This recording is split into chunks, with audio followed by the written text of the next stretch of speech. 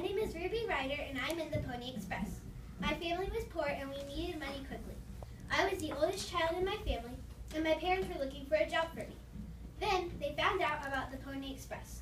They looked for a different job because they had heard about how dangerous the Pony Express was. But finding no other job, they sent me away. I am 11 years old with brown hair, and I am tall and tan. Now that you know a little bit about me, I will tell you about my adventures in the Pony Express. I started off from Fort Mitchell and began my trip to Chimney Rock riding a horse named Bullseye, who is black with a white spot on his forehead. Bullseye was large and stubborn, as I soon found out. We were going on our way when I heard a rattling noise. Bullseye stopped to listen. "Go, Bullseye!" I exclaimed, but Bullseye would not move. I pressed my heels into his body, but it was too late. Bullseye fell down with me on him. Then I saw the rattlesnake that had bitten Bullseye, and I ran, carrying the letters.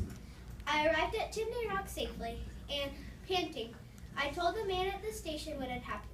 He urged me to get something to eat, but I refused.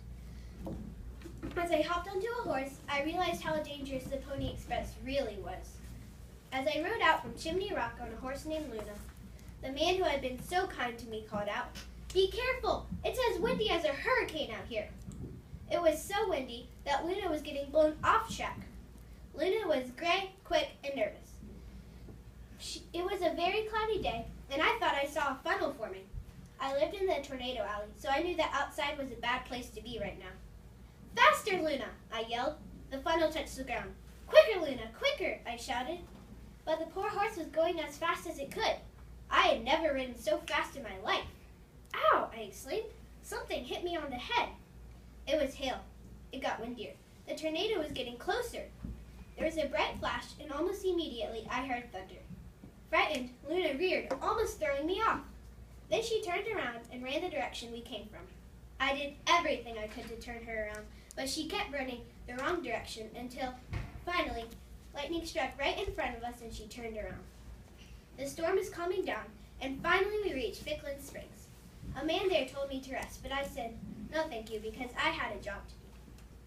I left Ficklen Springs and headed towards Scotts Bluff, riding a small horse named Winter. Winter was white with gray spots and was very obedient. We reached a lake, and I nervously urged Winter forward. At first, I thought we would be fine, but the water got deeper and deeper and deeper, and soon Winter's nose was barely above the water. Splash! I fell into the water and sank. I panicked because I didn't know how to swim, but I held my breath, closed my eyes, and kept the letters high above my head. My feet touched the bottom of the lake, and I sprang up.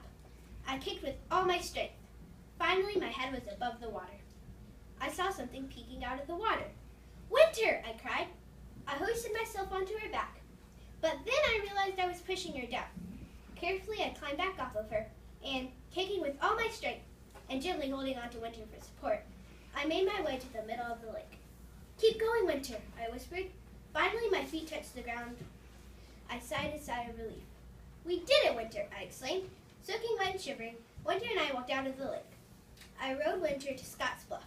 I was sad that I had to part with her, because she was my favorite horse.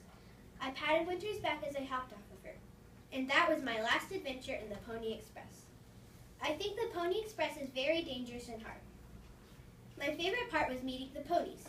If you decide to join the Pony Express, always be alert when you ride the ponies. Now that I have retired, I will get married when I'm old enough, have children, and find a job as a teacher. I think riding in the Pony Express is worth the danger. The end.